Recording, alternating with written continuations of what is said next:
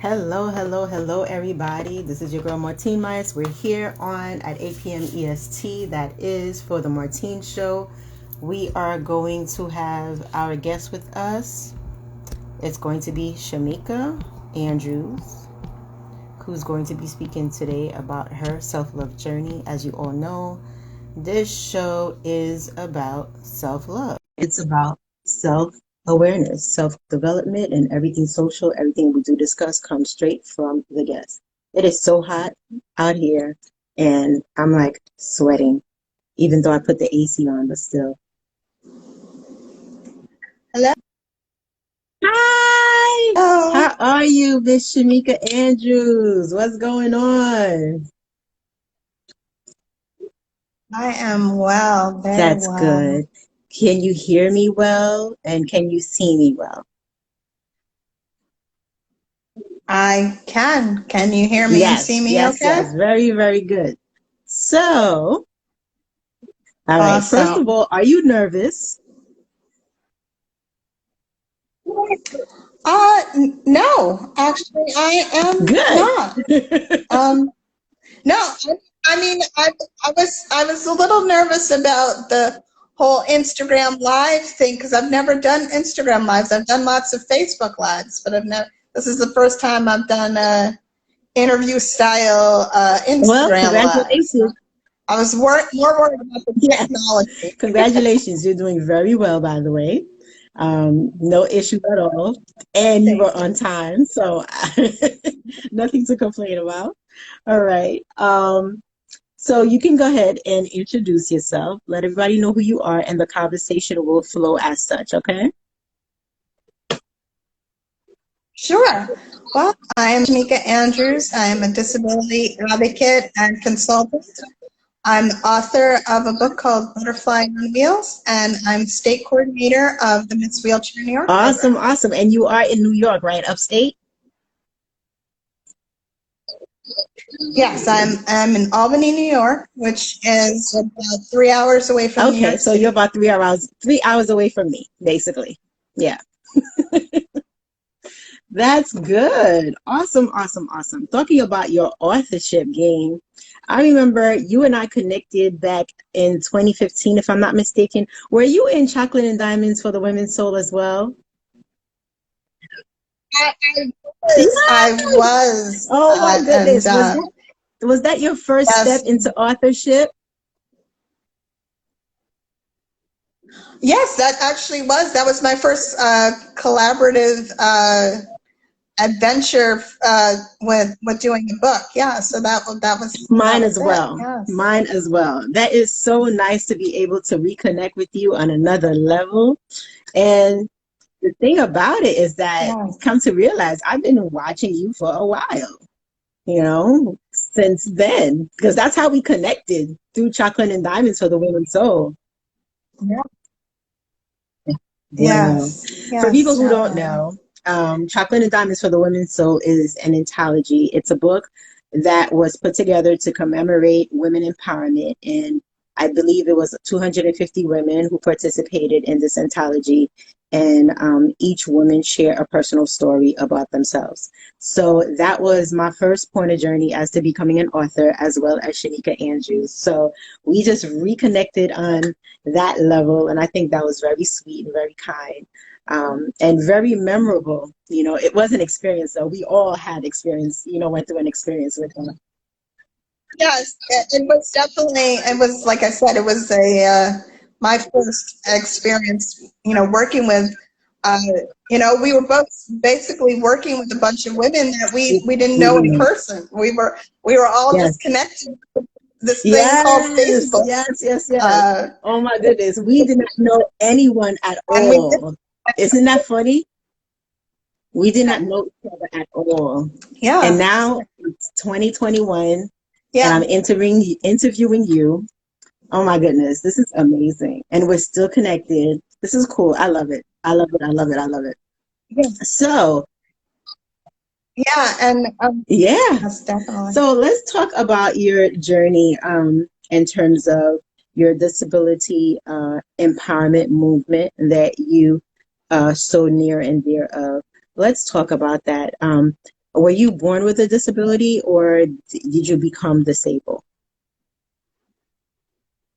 Nope, I was born with a disability called spina bifida, which is the incomplete development of the spinal column. So each person born with spina bifida has what is called a lesion along their spinal column, where there's an opening along the spinal column.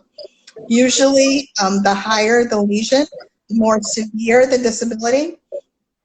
But each individual born with spina bifida, it's known as the snowflake condition, because no person is alike any other. So as we always say, you meet one person with spina bifida, you've met one person with spina bifida. So, it affects each of us differently. So my lesion is in the middle of my spinal column. So it basically affects the lower half of my body. So I do use a power chair to get around. So, yeah, and I've had my disability my whole life. So that's... Wow. Now, that's really amazing to hear how empowered you are and how you speak so eloquently about your condition.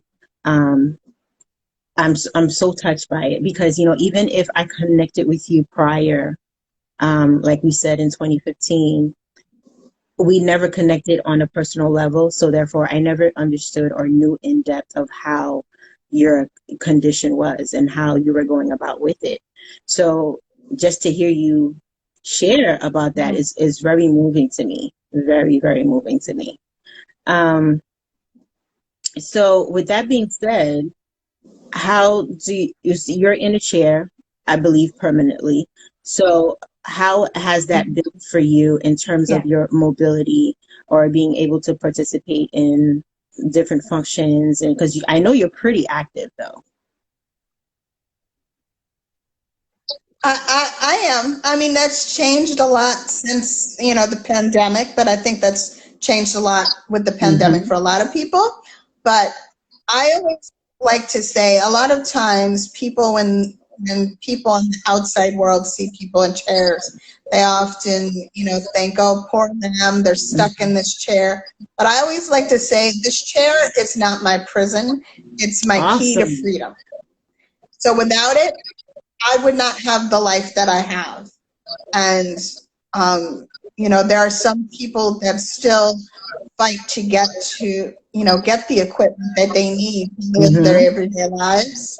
I'm very lucky to have a working power chair that gets me from A to B on a regular basis. I'm very grateful to that.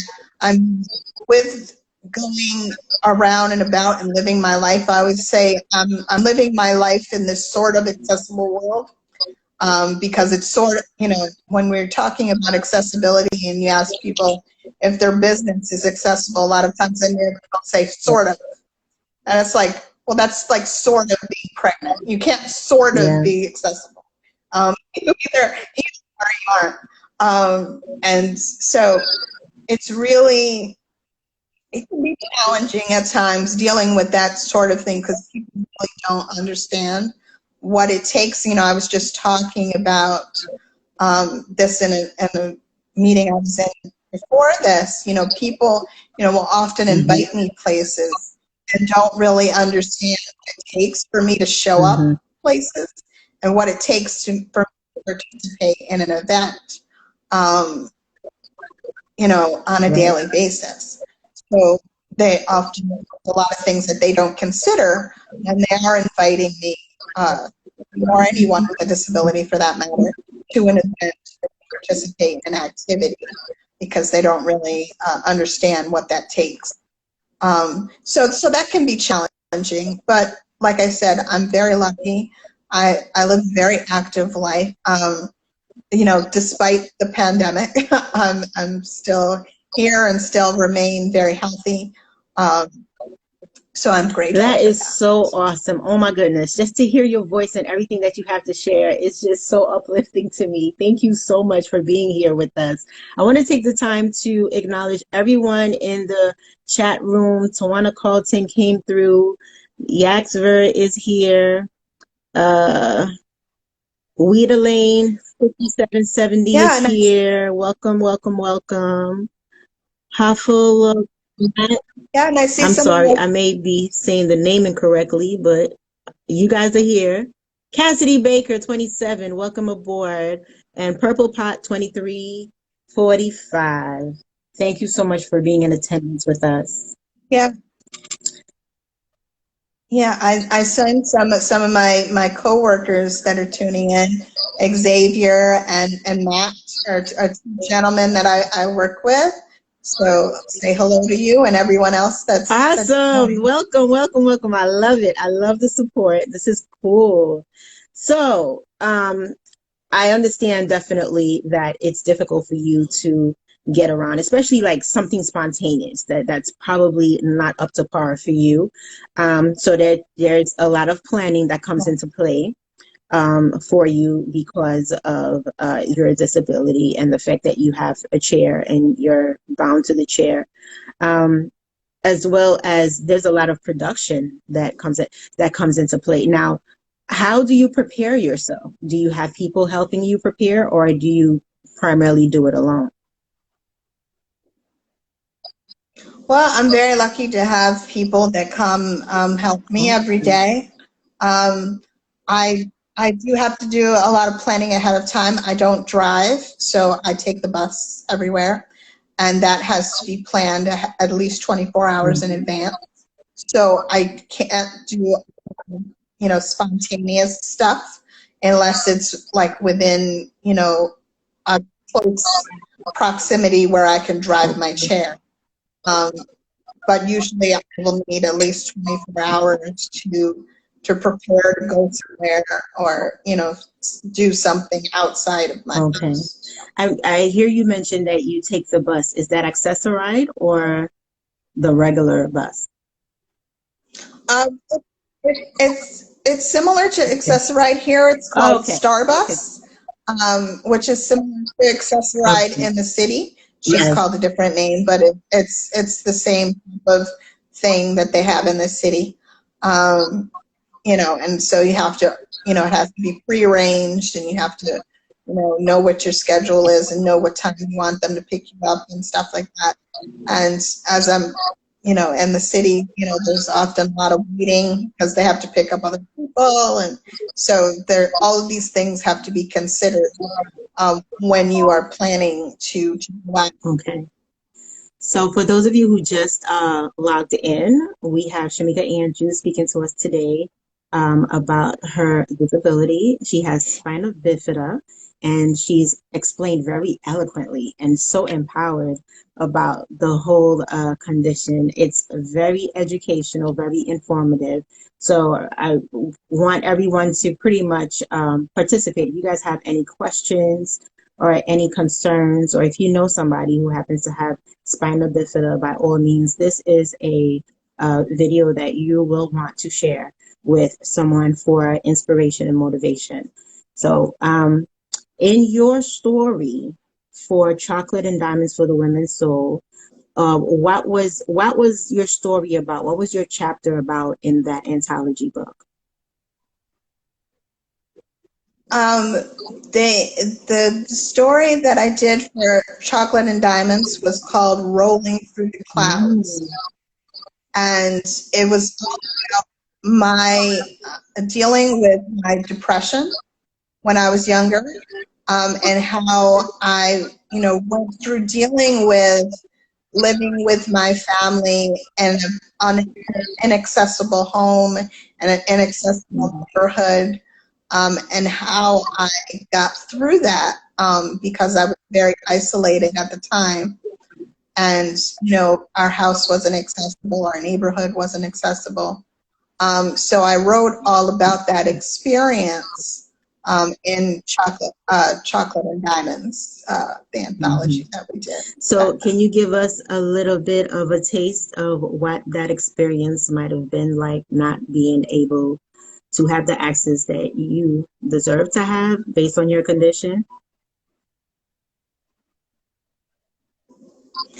Well, it was, like I said, I spent a lot of time being very depressed because I couldn't go out, and I couldn't, I had three siblings that were very active. I'm the only child that has a disability. So my three siblings, you know, they have their own lives, and, you know, they helped me, you know, but they were my younger siblings. So, you know, they have their own lives and their own friends. And, you know, so, you know, I dealt with it as much as I can. At that time, my outlet for me was reading. That's how I really got into reading and journaling, and really using, I couldn't use my body, you know, and my body couldn't do a lot of the things physically. So I really focused on my mind and the health of my mind through, you know, meditation and reading books. And, you know, I did my one kind of outlet outside the house was going to school. So I was very into reading. We had an English teacher when I was in high school who would give us extra credit if we like read books on this list that she gave us. So that's how I really got into reading, because on this list we had like books by like Toni Morrison and you know, books by, you know, books like, you know, The Color Purple and, you know, Waiting to Exhale, and all of these books that were popular back then. You know, so that's how I dealt with it that time in my life, is reading and diving into books, and diving into, you know, self-development and self-care. That's where I really started really thinking about my self-care and self-love, and you know, reading books. Like, that's when I was introduced to like Louise Hay, which was all about using mirror work and affirmations. And so that's what I focused on, because I couldn't, you know, physically move and go anywhere that I wanted to without, you know, physical help. So that's what I did with my time. I read and meditated and journaled and things like that. That is so awesome. You guys hear that her motivation is like to the 100,000th power.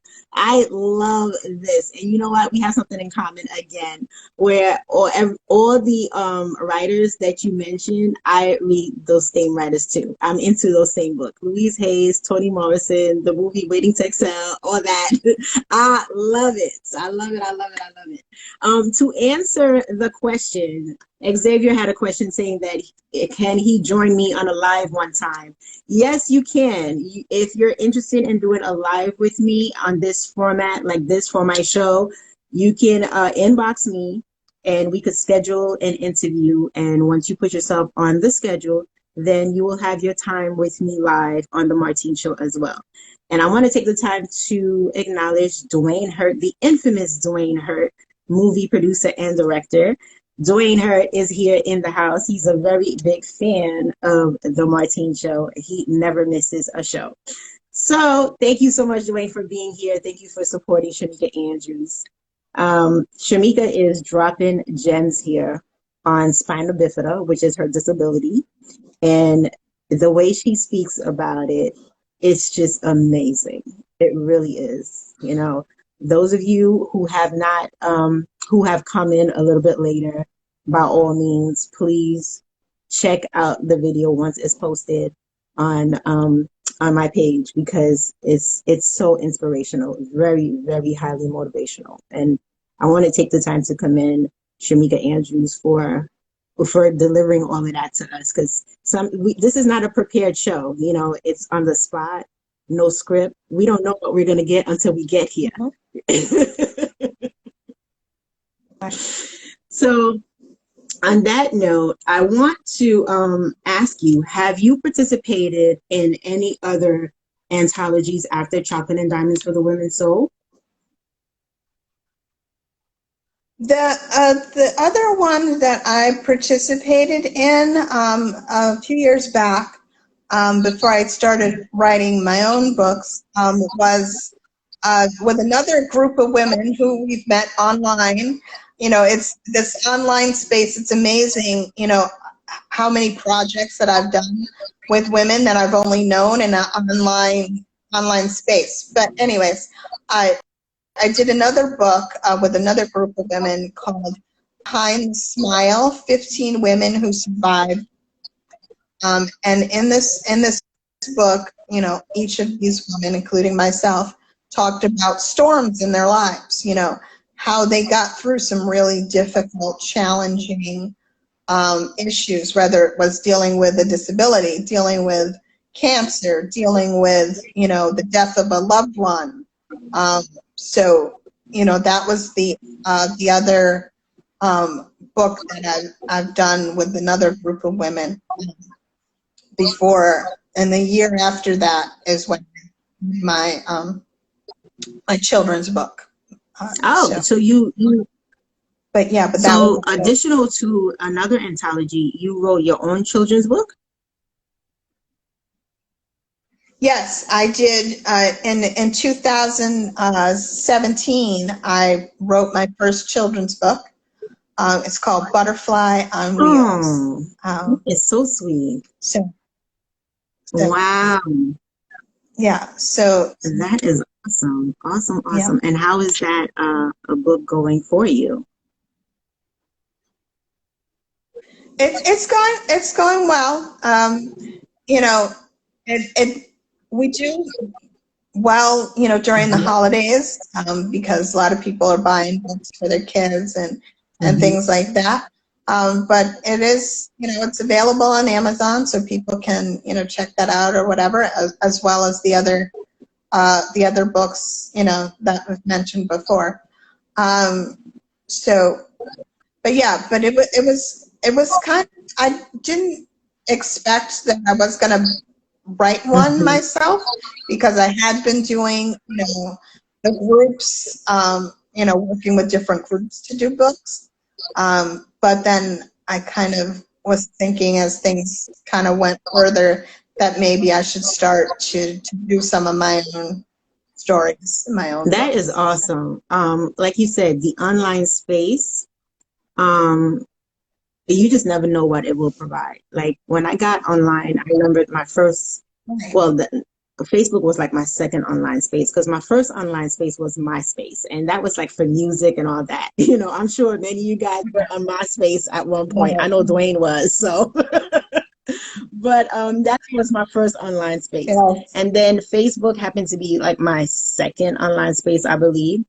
But it's just, it was just Facebook that opened the doors for a lot of opportunities when it came to my writing, and it tied in with healing and everything. Back then, I didn't know that I was on a healing journey. I didn't know that's how it starts, you know. So it's just really weird how you get positioned as from a writer to becoming an author, and then as you go along the journey, because I had participated in like 6 anthologies, and then wrote my own, which was Faces of Uterine Fibroids. That was an anthology where I discussed my fibroid journey, and other women discussed theirs as well. And then afterwards, it wasn't until like Faces of Uterine Fibroids came out in 2017. It wasn't until 2019 that I realized that I'm on a serious healing journey. Like this is like really healing, you know? And I dived in more into the whole version of healing after I got that realization in 2019. And then when 2020 came, I was just like, you know, I'm going full-fledged in there. You know, I get what's going on, you know, in terms of the healing process, the spirituality, the self-awareness, the self-development, and I'm just going to go full-fledged. And then again, I came with a show, and here I am here today.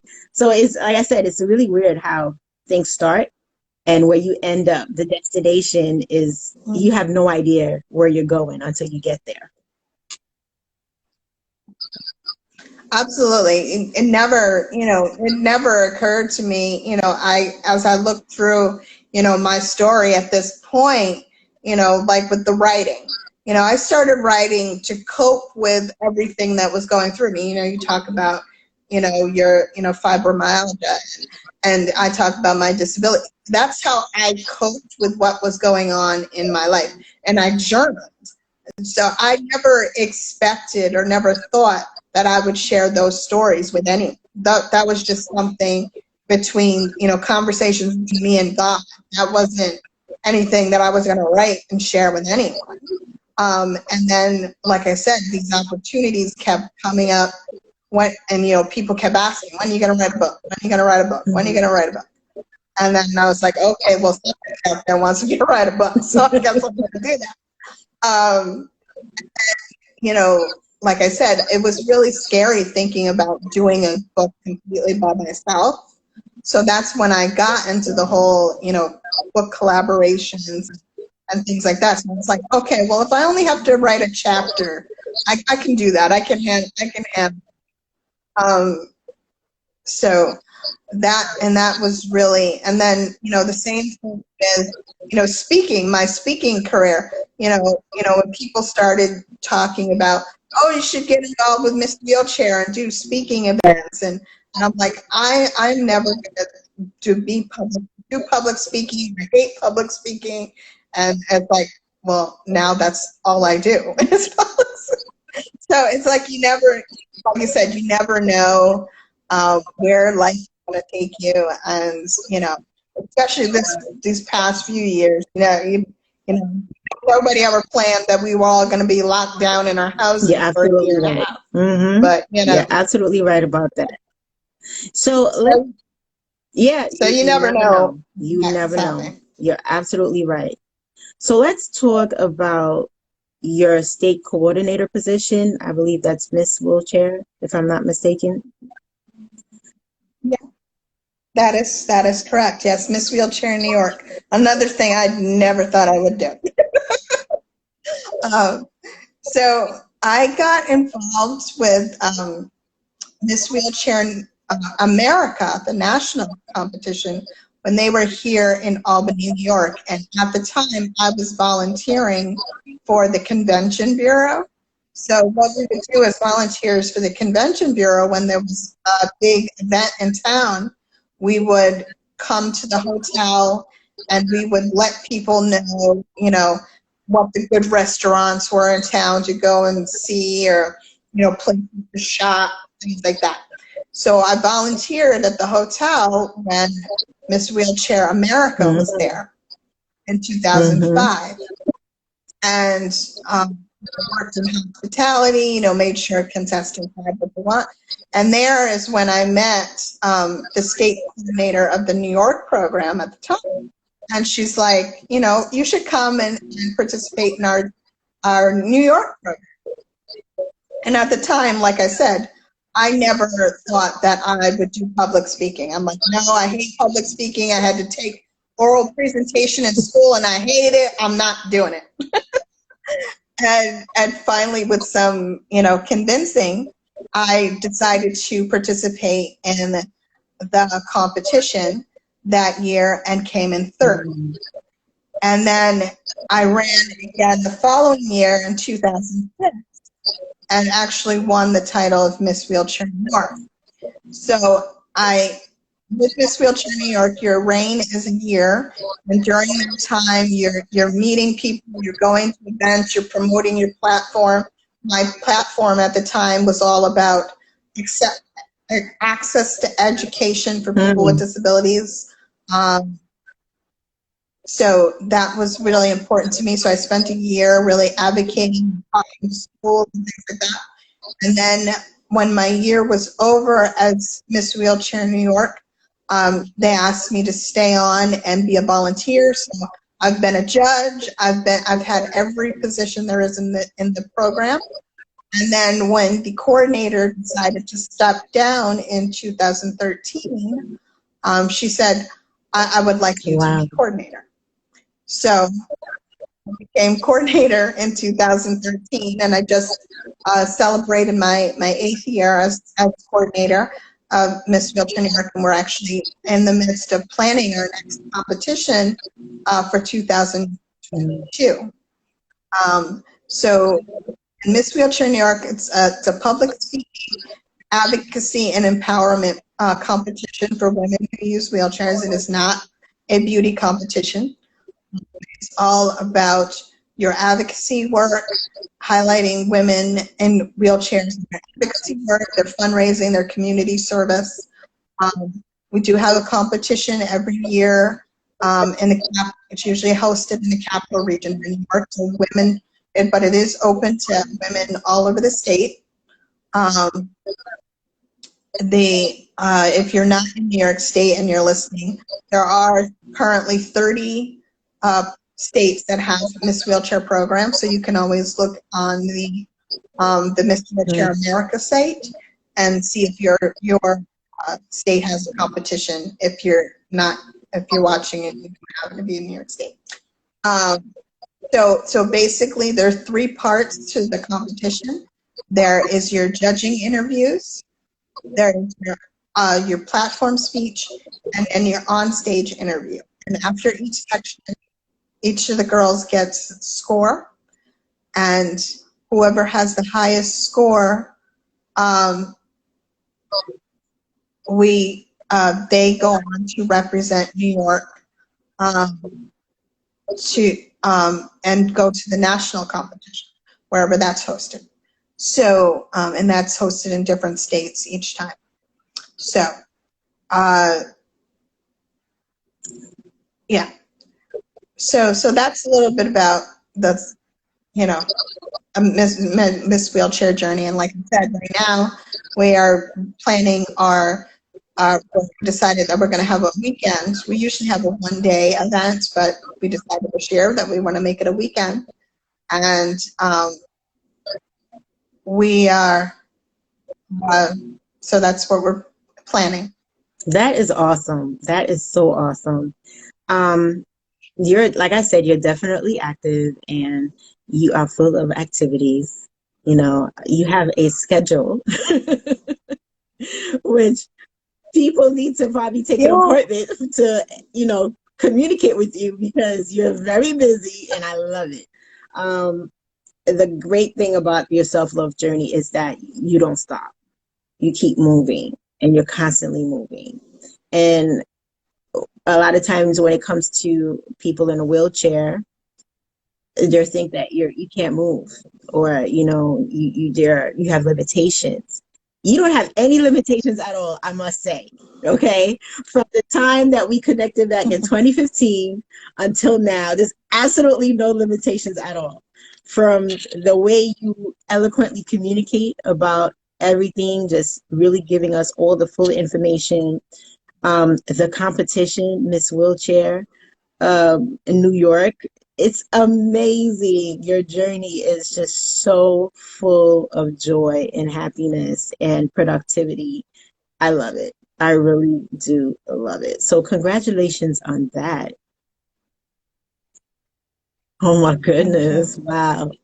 That is really something that takes a lot, and it's a lot of commitment, commitment.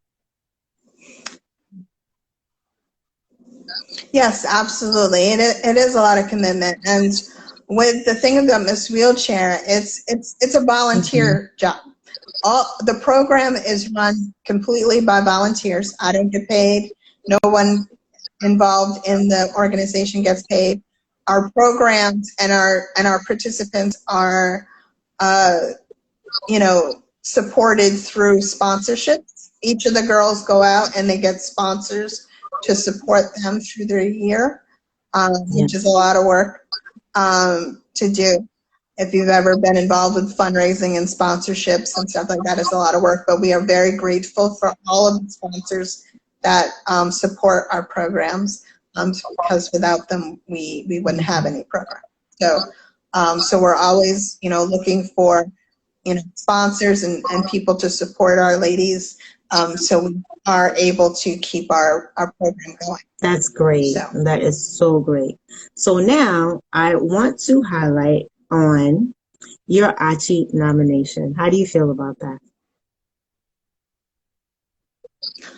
I was very surprised about that. I'm very grateful.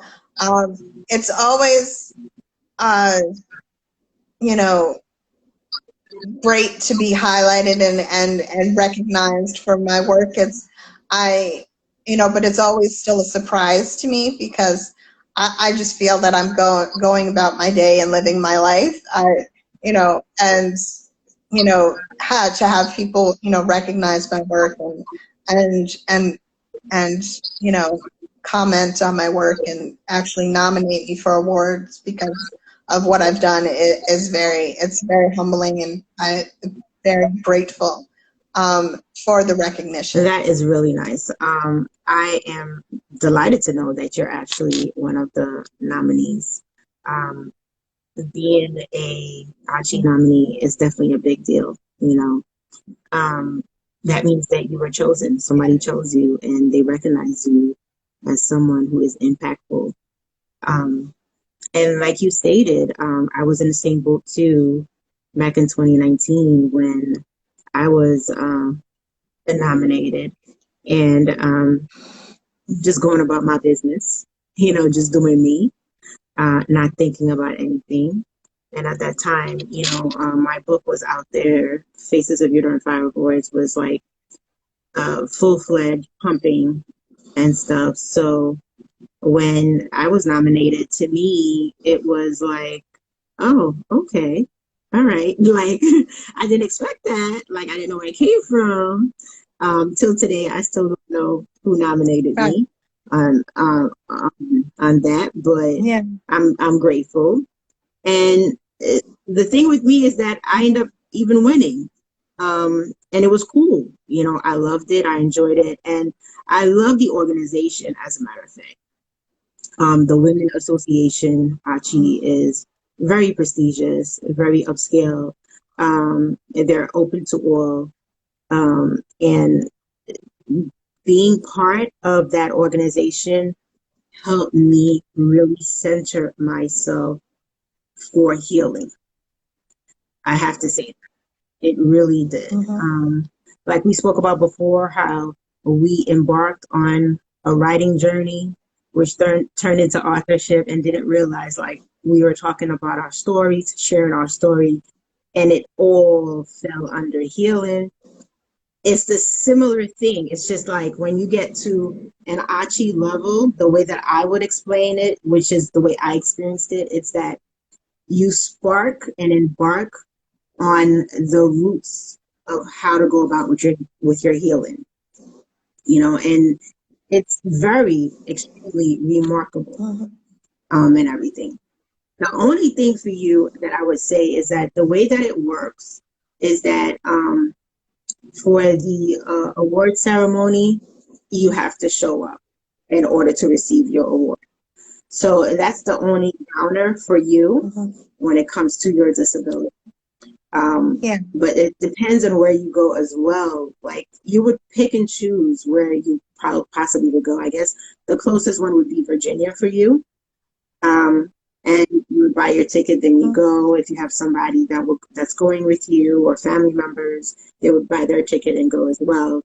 But the only thing is that you have to show up to receive your award. So that's the only thing. Yeah. And I did consider that, and I'm not sure, with everything going on, because I'm not doing a lot of traveling outside of the state at the moment. How that would come together, but we'll see what happens, and I believe that everything happens exactly the way it's supposed to. So if it's meant to happen, I know it will happen. If not, it's great to have the recognition and to be recognized and to be just amongst the group of women and get to know them. And it's again another opportunity that this online space has given me. So I'm grateful for it no matter what happens. And that's a great attitude to have. You have a great attitude no matter what, and I love it. I really do love it. And the thing about it, you're a very good speaker. You're an awesome speaker, by the way. I'm sure you've probably been told that.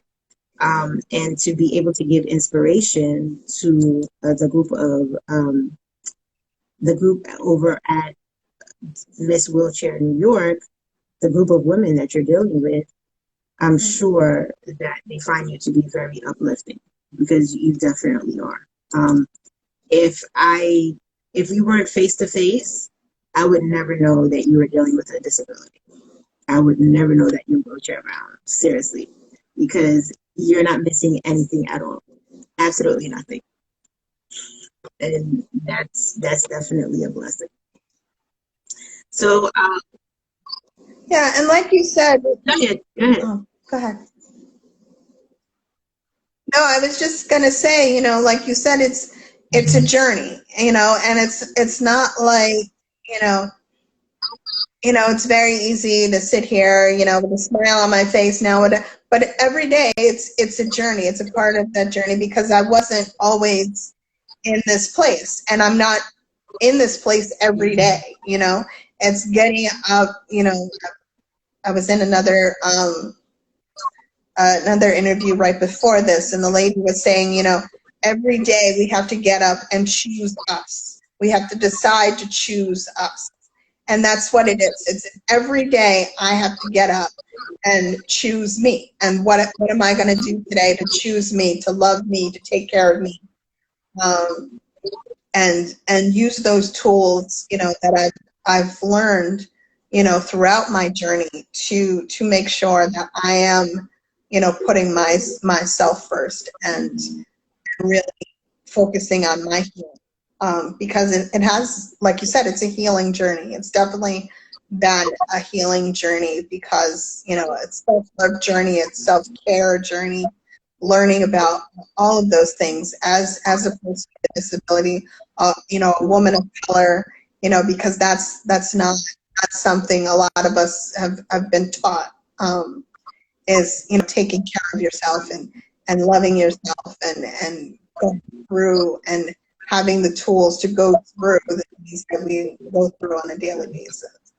So I'm very grateful for this journey, and this continued journey, the continued things that I learn about myself and learn about the world. So. One thing I want to ask you is, what has been your biggest challenge with your disability? Like a major challenge where it has really brought you some issues? I think the biggest challenge for me has been shutting out all the voices, outside voices. Because when you're born with a disability, at least this is my experience, and most of the people that I've talked to that have disabilities, from the day you're born, your parents are given a list of things that you will never do.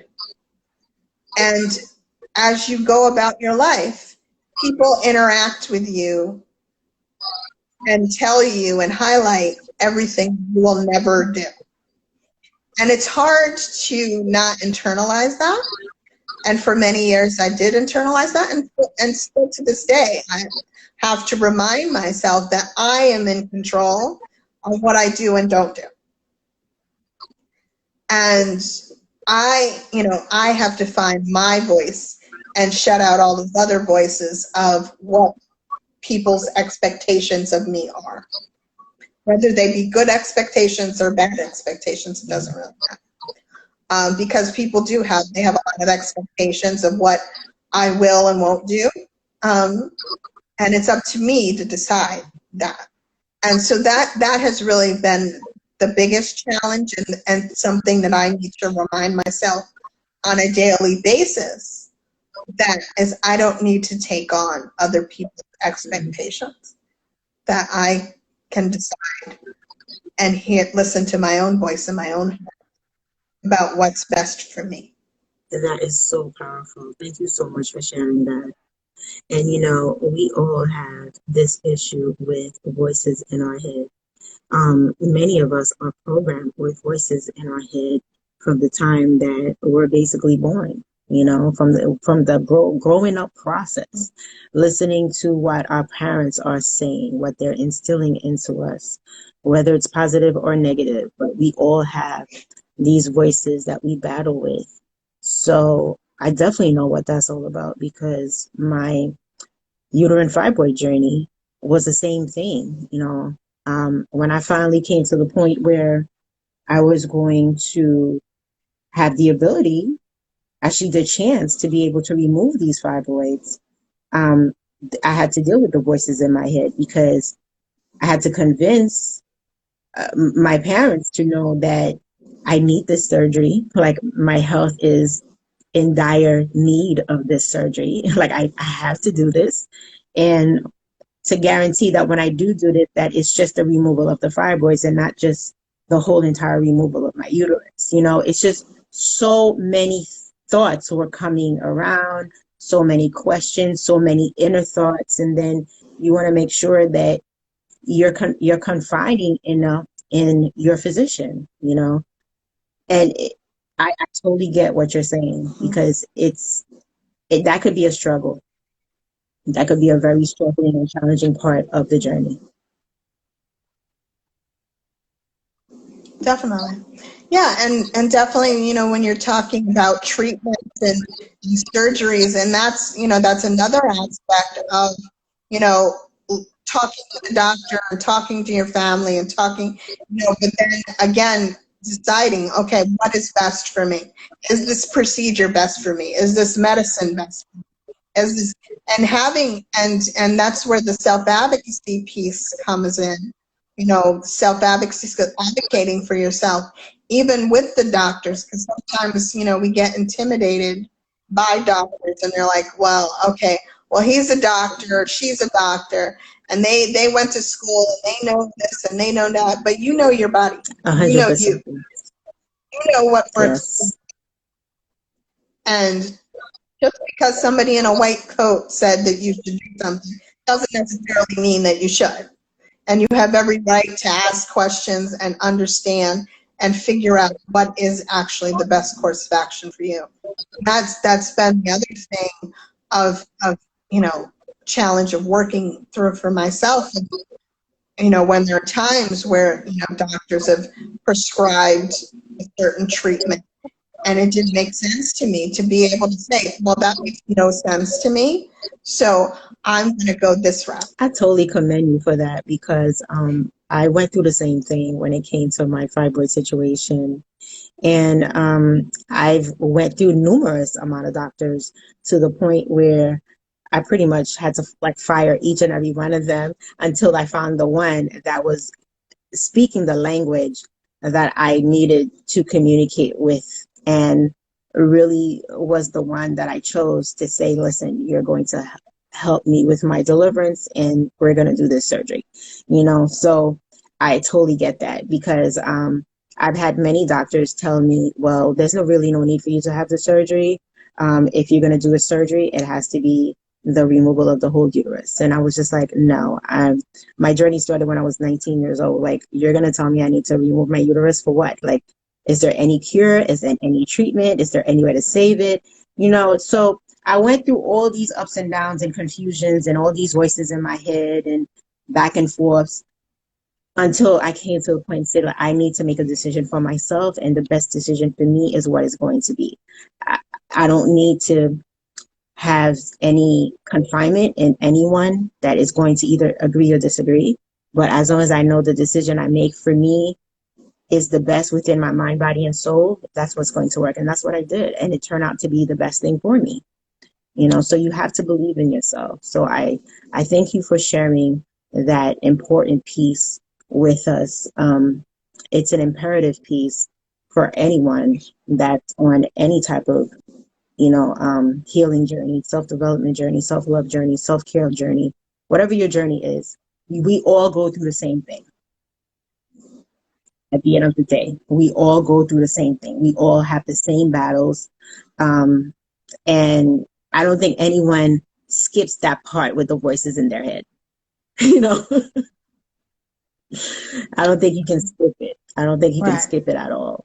So on that note, that is definitely something I have to congratulate you for, because you just nailed it.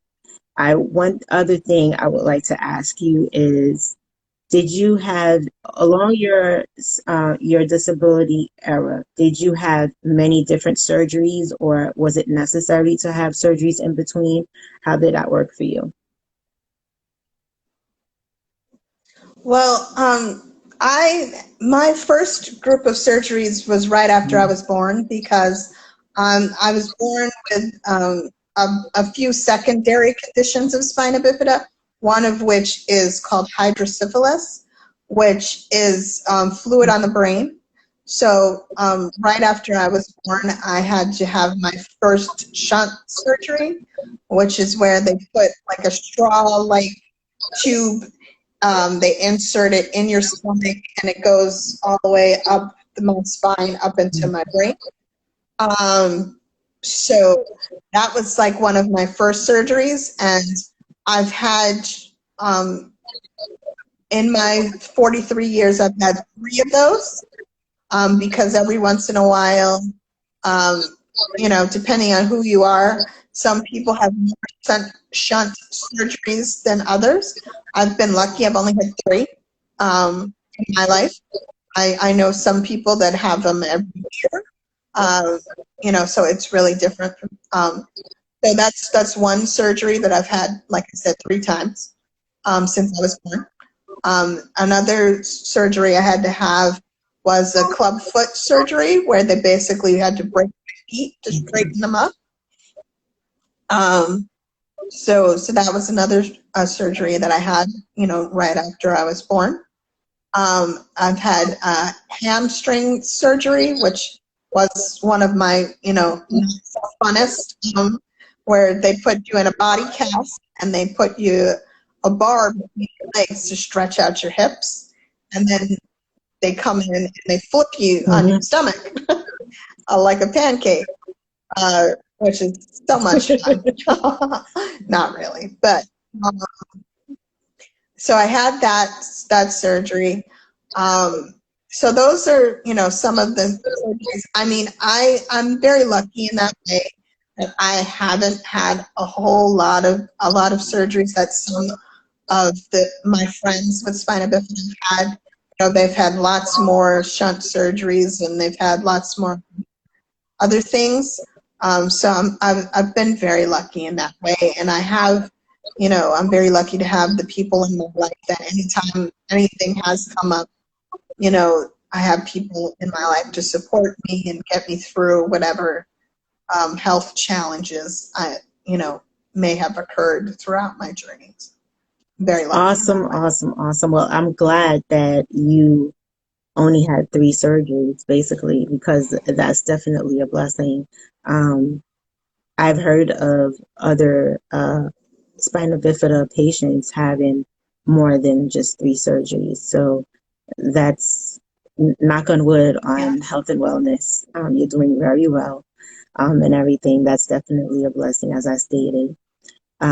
Thank you for sharing the exact surgeries that you had with us. That was very, very thoughtful of you to actually share the ones that you had, and very informative. And what I love so much about you is, I feel like the way that you handle things is just a piece of cake. I got this. We're in control. And I love it. I love it. The attitude is just so high. The vibration is so high. And it's beautiful. It's really beautiful. And I enjoyed this interview. And definitely wish you the best on your endeavors, and continue your writing, continue on with your healing journey. And by all means, moving forward, if you feel like you want to come back and give us an update on your journey, by all means, do so, because this was really informative. Absolutely. I appreciate the opportunity to speak to you. Definitely, the journey continues, as they say. So I appreciate the opportunity to talk to you today. Thank you. And continue on doing the best of everything that you're doing. It's beautiful. Keep us updated.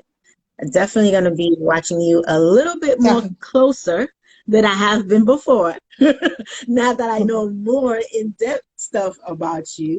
And congratulations on your Achi nomination. I do pray that you do have an opportunity to be able to make it to your award ceremony. It is definitely going to be an experience that you will never forget in your life. Okay? Good night. Have a good one. And thanks again for being on the Martine Show. Okay. All right. Thank you. Bye-bye.